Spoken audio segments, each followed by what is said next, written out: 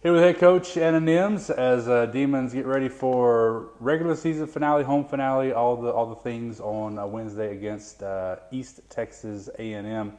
And coach, like I said, after the game on Saturday, I know you were excited to see that defense get back to what we've seen throughout the entire year.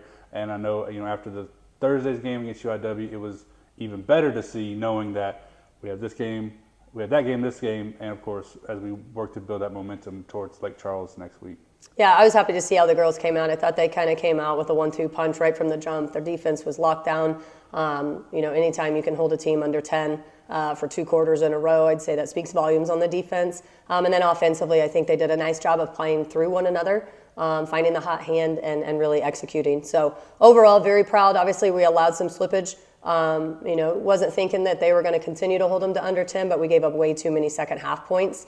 And so our bench kids have to come in and hold the line for whatever the starting group did, and then vice versa. I don't think our starting group necessarily came out and played phenomenal in that first couple minutes of the third, and we've got to get to a point where we're playing 40 minutes. But overall, much better defensive effort. Kept the team to 53 again. I think maybe 48 I would have been happier with, just because that's the average. But, we made a switch, and I was happy to see it, and we got back after it again today defensively. So just got to get back to what drives our success. I feel like that's going to also play a key factor in this game on Wednesday because even though East Texas is not going to the tournament, they've had a bit of a down year for their standards. When you look at their numbers, like they're a solid team up and down. They shoot well. They do a lot of things well that, we had to fight with them at their place earlier this year back in February. 100%. We had a hard time guarding the drive. I think Val runs a lot of nice stuff, allows them to really get a lot of offensive possessions up. They're shooting within the first 7 seconds, definitely 10 seconds. So our defensive transition's got to be on point. We don't want to create mismatches in our transition. But we were able to watch that on film. We only played them just 1 month ago. And so it's fresh in our minds still. But it's a defensive effort. It's going to be a defensive fight for 40 minutes. They've got seniors. It's their last game because they're not going to the tournament. So they're playing with a lot of passion. We just got to make sure that we show up and really guard our yard and make changes. But again, it's about putting 40 minutes together. At this point, we absolutely need a 40-minute game to help move us into Southland play. You mentioned seniors on their team, seniors for our team, senior night on Wednesday. 5 of them. Some of them have only been here maybe a year or 2. Some of them have been here for 4 years. But this group, this class, have made impacts. Whether they're here for 1 year or longer. Obviously, with Maya, she's a 1-year kid, and maybe 2, depending on the NCAA. But one could only hope. What an impact she's made. She's done different things in 1 year that she's setting records, and she's doing something really special. But she's running the club, on the court, off the court, and just doing a really nice job. So her impact is lasting, 100%. Great player, phenomenal human. With Nia being in year 2, she has a tough job that doesn't always hit the stat book, but she's constantly guarding, a number 1 on the opposing team. And we can't do a lot of what we want to do defensively without that kid on the court. She's a tough kid. She's a fighter, and she's going to do her best to guard her yard and hold her ground. So, have been really happy to have her 2 years. Again, maybe 3, who knows? It's always up in the air anymore. But a lot of credit and a lot of thanks to everybody, but to Jazz and Sharna. They came after that COVID year, after we went 1-19, I believe. They trusted the process. I think they've gotten better, but,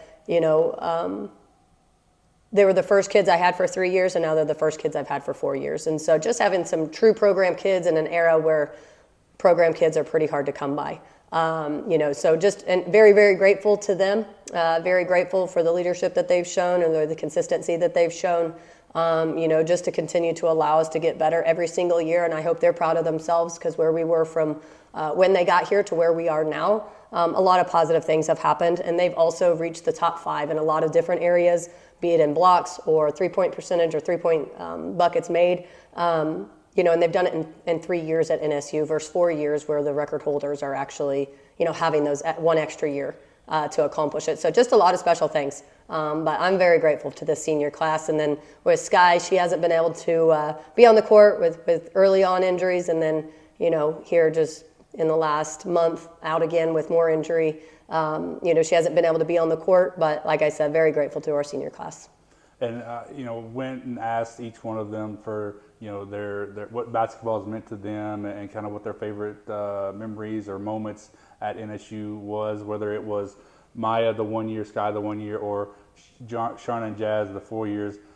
The theme across all those answers was their relationship with their teammates, their relationship that they built with you and the staff. And as a coach, that's got to be encouraging and heartwarming to hear that no matter if they've been here 1 year or 4, it's this sort of family thing that you and Coach A and Coach Brown have built over the past 5 years. Yeah, and I'm very grateful to the staff that I've had for 5 years, and then we've made some really special additions here in this last year. But it's good to hear. It's good to know, you want kids to come in with the opportunity to get a 4-year degree, to have success on the court, but also make lasting relationships. You're not going to be best friends with everybody on your team. That's a lot of kids. But can they carry a few of these relationships for the rest of their life? With me, it's always available, but with their teammates. Have they come here and made an impact in their life or someone else's lives that, when the door's closed on the basketball side of things, do you have something to stick with? It's going to stick with you, and I think they have, and that makes me happy.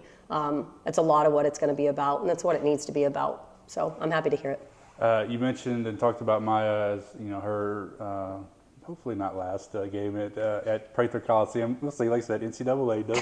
we can hope, but make a case for her, because she's been talked about since January as one of the best players in the conference. And if you've watched us play any game, you can see that she is more often than not the best player on the floor when she's out there. Obviously, a lot of the talks about who would be player of the year and all that sort of stuff. But if you were to make a case for Maya Blake, Southland Conference player of the year, what would you say?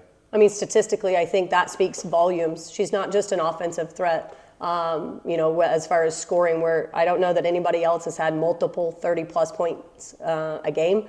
But when you play us, she's not just a scoring threat. Her ability to rebound, her ability to create for other people, her ability to, when she's on the court. She's a floor captain, she's a floor general. She makes an impact whether she's scoring or she's facilitating. I think she brings a lot of confidence to our program, a lot of confidence to the girls to the right and to the left of her. But additionally, she's also a really great human being. And I think Player of the Year should be a very much all-encompassing thing, not necessarily just a point thing, but the girl scores. But she gets it done across the board. To me, she's a 5-5, although Patrick Netherton will not agree with that, and he's not wrong. She's a stat stuffer. Where I think if we're in the top 3, it's a no-brainer. And I think every coach in this conference could recognize her worth, her excellence. We finished 5th, and I don't know that she's going to get a fair shake. But I would implore everybody to really sit back and watch NSU women's basketball to see where she's helped take this program, where she is a stat stuffer, where she is absolutely everybody's worst nightmare. I think she's arguably the best player on the court 90% of the time. But again, a lot of times your Player of the Year isn't going to the 5th place team, but I think we need to put the standings aside and really look at player to player what she brings to the court. So I'm proud of her. Yeah, we all are. Coach, thanks so much. Welcome.